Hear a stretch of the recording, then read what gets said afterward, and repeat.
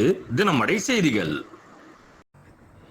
ராணிப்பேட்டை மாவட்டம் மேல்விசாரம் நகராட்சி உட்பட்ட 6வது வார்டில் குரங்குகள் விளையாடும் இந்த நீரை மக்கள் பயன்பாட்டுக்காக விநியோகிக்கும் மேல்விசாரம் நகராட்சி பல ஆண்டுகளாக பலமுறை கூறியும் இதுவரைக்கும் அதை சுற்றி சுவர் அமைக்க எந்த ஏற்பாடும் செய்யாத அதிகாரிகள், சரி செய்யப்படாத சாலைகள், சாலைகளில் கழிவுநீர் செல்லுதல், சுகாதாரமற்ற குடிநீரை விநியோகிக்கும் நகராட்சி, எந்த ஒரு அக்கறையும் எடுக்காத அந்த 6வது வார்டு கவுன்சிலர், பல ஆண்டுகளாக எந்த பயனும் இல்லாமல் இருக்கும் தெருக்கள் வாழ தகுதியில்லாத இடமாக மாறிக்கொண்டிருக்கும் இந்த 6வது வார்டில் அதிகாரிகள் கண்டு நடவடிக்கை எடுப்பார்களா என மக்கள் எதிர்பார்ப்பு.